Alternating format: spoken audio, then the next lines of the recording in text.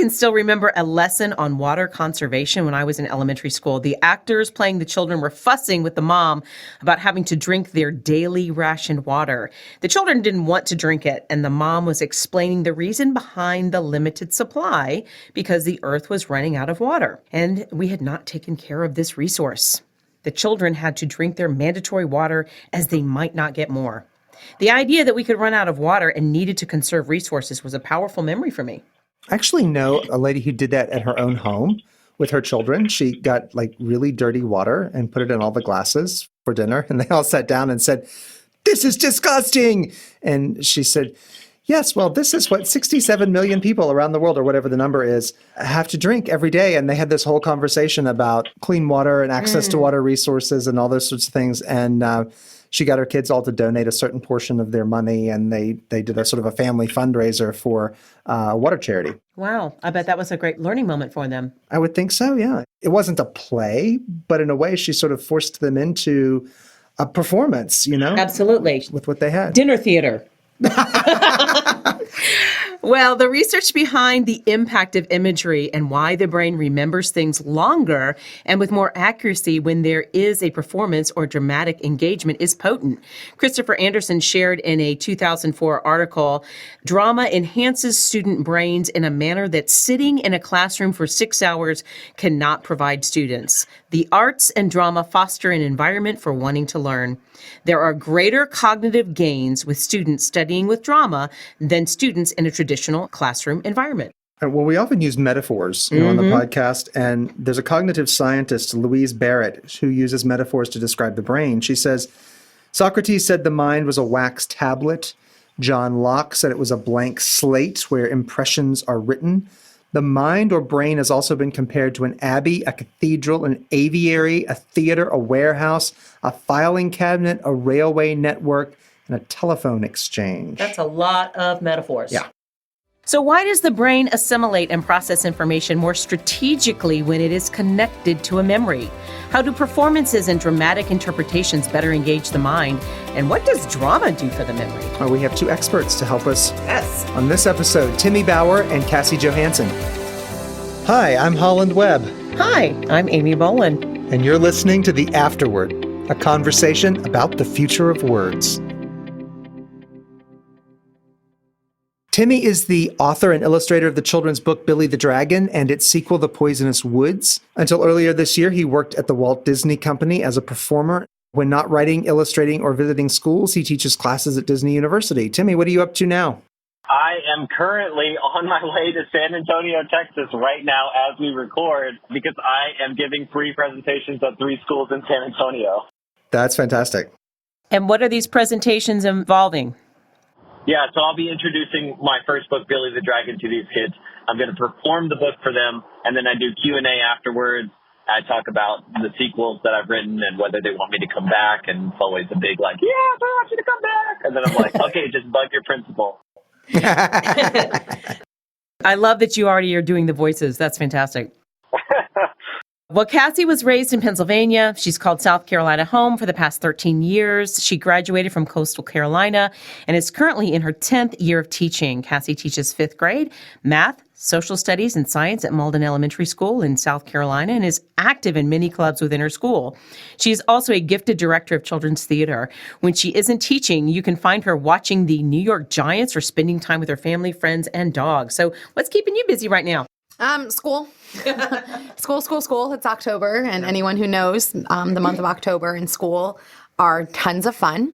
But other than that, just beta club, which I am in through school, and that's about it. Life is a little bit hectic in that sense, so I'm just letting school and life keep me busy. There you go. Excellent. Well, we're excited that you all are joining us at the table. Yeah, so let's plunge right in. A longitudinal study was conducted by Elizabeth Phelps at Princeton. And she found that when emotional memory was connected to an image, the person was able to recall details, quite accurate details about the event in the past. Timmy, have you seen evidence that this research holds up with the students and people you've done performance-based or performance-led storytelling with? Yeah, I mean, I still speak to my own experience, but when you just said an emotion, like how that, if it's tied to an emotion, I thought about how when I make kids laugh, or like when I make kids get that like spooky feeling, like something spooky is about to happen, that really, really engages them and they really remember and latch on to whatever it is that I'm saying. I can give a specific example if you'd like. Sure. No, let's do it. So one thing that really jumped out at me this past week that I'm thinking of when you asked this question, I was sitting in the library of a school. I had a bunch of orders and I was just going through signing books. And while I'm in the library, I overhear a lesson that's going on next to me at the table next to me. They're trying to get the kindergarten kids to say the sounds of certain letters. So they're like, okay, what sound does the F make? And none of the kids can remember. And it was just like this dragging on, like, how do we get, like, I just hear the struggle in this teacher's voice as she's trying to get these kids to say the sounds of these letters. And an idea popped into my head. I was like, oh, I could make a kid's book. I don't know if this has been done yet. I need to do the research. But I could make a kid's book about anthropomorphized letters that stutter. And when they stutter, they say the sound that they're supposed to say. And then I just thought of all the hilarious or spooky or scary situations that they could find themselves would make the F go, and just make the kids laugh, and they're going to remember that. So that feeling is going to help them latch on to the memory of what sound that letter makes. Okay. Yeah. Interesting. What do you think, Cassie? Absolutely. I think anytime you can connect emotion or memory with an image and give that to students, they're 100% going to be able to understand the concept or whatever you are presenting to them. I think my easiest way to do that is through social studies, which is one of the topics I teach. And just thinking in terms of today, we were talking about the effects of westward expansion on Native Americans.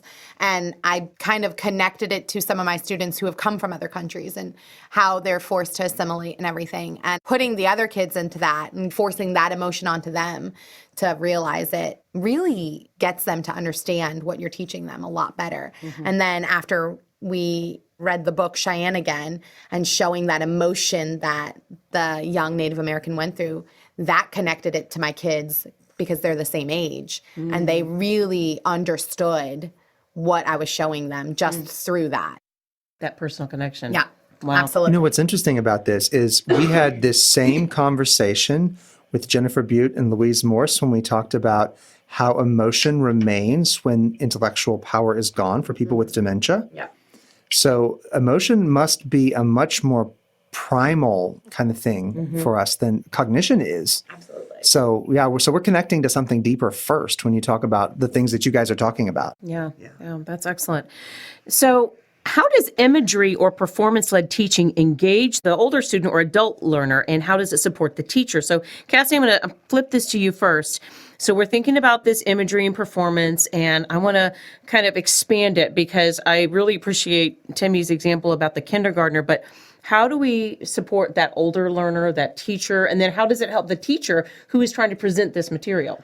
I think anytime you can get into what you're teaching and do a performance, like I literally approach every day as a performance in the classroom. I teach fifth graders, and if you don't know anything about fifth graders, they are preteens, and they 9 times out of 10 aren't thrilled about being in that classroom. So I stand on tables and I teach social studies through stories and just make it this big spectacle that the kids get so involved in. And I will say something in a funny voice and I can hear them mimicking that voice and what I've said back to me, which I get a tickle out of because they're repeating it. And if they're saying it, they're going to remember what I'm teaching. And it's going to be more engaging. I mean, I think we've all sat in those classes at any point in our life where the teacher is droning on and you're bored and you're not remembering anything. And I really, truly feel if you get up and get excited and teach it in a sense that shows you're excited, even if you're not truly excited and you're faking it,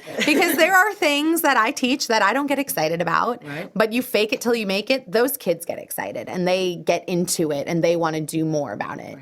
And that's the performance. Yeah, absolutely. I mean, you don't have to know everything. You don't have to be an expert in everything, but you are going to perform Absolutely. as the expert. Oh, yeah, absolutely. Yeah. All right. Timmy, what about you? I mean, I don't know that I could really answer the question from like the book knowledge of like, here's why it engages the student so much as I just know that it does engage the student when I add voices to my readings, or when I'll do a thing where if I'm talking about a particularly scary part of the book, I'll like loom over the students, like right over their heads, and it creates a big reaction. I've just learned that like anytime I can create a big reaction in the kids, they're entertained. And if they're entertained, it's like they forget that they're even in school. And I want to shine a spotlight on a friend of mine. Her name is Sarah Mccarthy. She's the creator of Mccarthy Math Academy, and she's a friend of mine. She calls herself an edutainer. She's also a 5th grade math teacher. And she did this thing recently on her Instagram. She posted on Instagram. I thought it was incredible. She created a villain version of herself as a character and recorded herself, inverted the colors to make it look scary. And it was like a takeover. So it was like this villain version of her took over her math class and said, you know, I'm not going to give the math class back to Miss McCarthy until you can answer these 5 riddles. And the 5 riddles were like math problems. And I was like, this is incredible. Like, these kids are all spooked out and they're engaged. They want to solve these problems so they can give the class back to Miss McCarthy. I was like, that's brilliant. Absolutely. I think anytime you engage students in that opportunity, whether it's through voices or through drama, I mean, I heard you say reaction. That word is really kicking in. You know, when we react to something, that means you've hooked them. You've done exactly what that performance is supposed to do, right? Yeah. Okay. We've talked a lot about the brain in the last few weeks. Actually, I already mentioned the episode we did on telling stories with people with dementia, but in our episode on trauma, Belinda Bauman and Rebecca Davis shared the negative effects of what happens in the brain when we can't make sense of an experience or what we see. But the converse of that is also true. When we put items into categories or we find similarities, we can learn better. So how does a performance or a dramatic presentation help us connect and find similarities, Timmy? Oh, great question. I should have thought about this one ahead of time because my mind's just going blank. Well, we'll let Cassie answer, Cassie answer, and then you can think of it. that'll prime the pump. Because Cassie's kind of talked about it a little bit too when she was talking about connections with her students, like text to self and, you know, other things.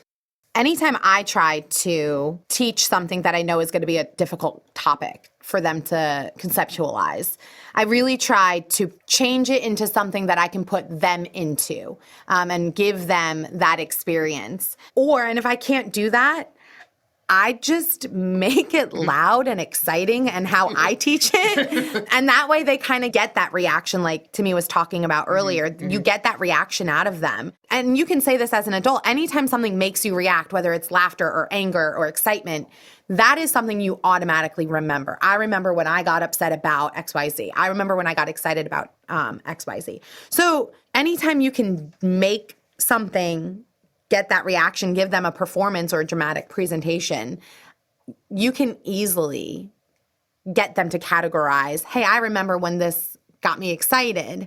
Now connect it to whatever you were trying to teach them. Exactly. And I think our brain desperately wants that order. Yes. So if it doesn't make sense to me, I'm going to try to put it in a hook. I'm going to try to find a place for this information to go. Absolutely. We're recording right now, right before Halloween, and all this scary stuff comes out. And, you know, there's that research. And why do people like fear? Why do people want that? Well, you know, we enjoy going to these scary things because, one, we like the thrill. Two, we like the relief when it's over. We like saying, yay, I made it past this. But oftentimes in a movie theater, there's order. It's like I can make a connection to this story. I know in the past I was not harmed, therefore I can move forward. Well, we can do the same thing in positive things as well. I know that it happened this way. I can make a connection and put this in order. I can make a category for this event, whatever it is. Right. Yeah. And kind of linking back to the negative effects of trauma, if you can get them to see a negative experience that created trauma and start connecting it to where it becomes, now this time trauma didn't happen, and you continuously build that through performance or dramatic presentation. And I'm speaking on the student side of things because that's where my perspective comes from. You can start to help children not come out of trauma, but start to view those situations in a different perspective and more positive perspective if you're creating those performances where oh, okay, this is how it ended this time. Yeah, yeah. I'm thinking about that kiddo that doesn't want to ever go on stage. Right. And they're scared to death. And then they had a positive experience Right. with some control, some order, and now what's their next thing going to be? Well, they might be willing to try it again. Right. Yeah. I'm thinking about that. There's a quote from someone. What is it? Fairy tales don't teach children that monsters are real. Fairy tales teach children that monsters can be defeated. Oh, I don't know that one, but that's a fantastic quote. Yeah. Yeah, I'll look it up while Timmy's talking. Timmy, do you have any insight on that question? Okay, so I don't know if this is exactly me answering the question or not. So again, I'm so sorry to your editor. So I did a project a couple of years ago where I tried to make a kid's book as fast as I could in 12 weeks on the feedback of 30 moms. So I did for 12 weeks, every week I did a live video with 30 moms where I showed them the work that I had done that week. And when I was finished, the product I had was called Harper Hears No, the second book that I came out with. It was everything that moms wanted in a book. It taught about obedience. It taught about temptation. It taught about hearing the word no and not liking it and all of that kind of stuff. But it was so boring. When I finished it, I was like, no child is going to enjoy this.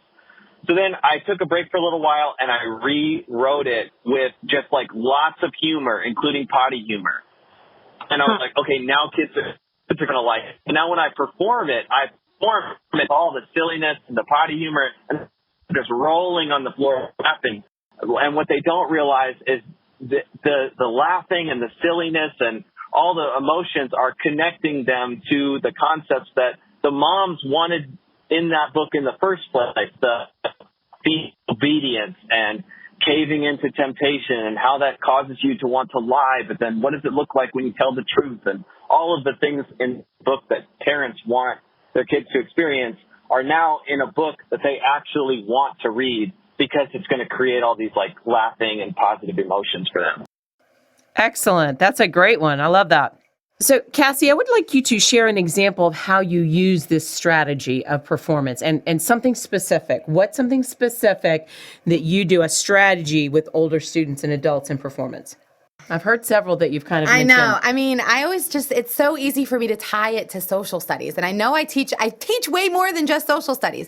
But I feel like in my world, that is where the biggest performance is. Personally, I like to look at whatever I'm teaching and then figure out the real history behind it. Because teaching social studies is honestly just teaching history, and it's other people's stories. So you're taking other people's experiences and stories and you're creating it into that performance. So when I talk about the Great Depression, for example, we talk about how people were living their best life and having fun, and they had all of this money. And then I get reeled down and we talk about the Great Depression and the stock market crash and what that looks like. And it becomes a performance because these are people's stories that they experienced. And I truly believe by performing them or being dramatic in class over it really connects them to something that they cannot relate to. And to them was so long ago that it doesn't almost exist in their world. So the strategy is looking at the history, the true history of the person, and then helping connect that history to current day things that are going on. Yes. Excellent. Yes. Excellent. What about you, Timmy? Can you give us a strategy of how you would engage younger students? And I've heard several, but for people who might want to incorporate some of this into whatever they're doing, what would be a good strategy with some younger students in performance? Yeah, so this is literally like what my whole business is built on. I call it performance-led publishing. I go to the school, I give a performance, and that causes all the students in that school to want to buy my book. And then from all those students, like some of those kids buy my book, and that's how I make money. But what the cool thing is it motivates these kids to want to read a book that either, in the case of Harper Hears No, has themes that are very good for them, or in the case of Billy the Dragon, had some pretty high vocabulary and pretty intelligent themes in there for them to want to wrap their minds around. They're motivated to because of the performance. But the question was specifically, what do I do? So there's a whole bunch of things that I specifically do, but I think the best way to sum it up would be on every page of the book, I look for something that I can make the kids react to. So it's either a joke or a question or just like something that I can point out that's funny or weird looking or something like that. So specifically, I think through every page of this book should have something for the kids to react to in it. And I think about it that way when I'm writing a book as well. Well, that sounds like it's a good cycle. And what I'm hearing, the strategy is engagement. You're looking in each page how you can engage and motivate to help support the lessons or the story that you're presenting in your performance. Yes. Awesome.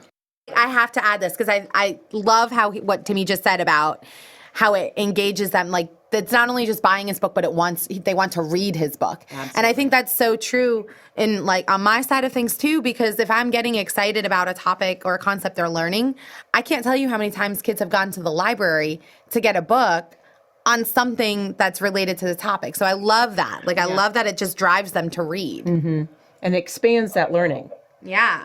Yeah, because we can't cover everything in a series of lessons. No. And so if we can spark that interest and help them want to learn, then absolutely. Our job is done. Yeah. Awesome.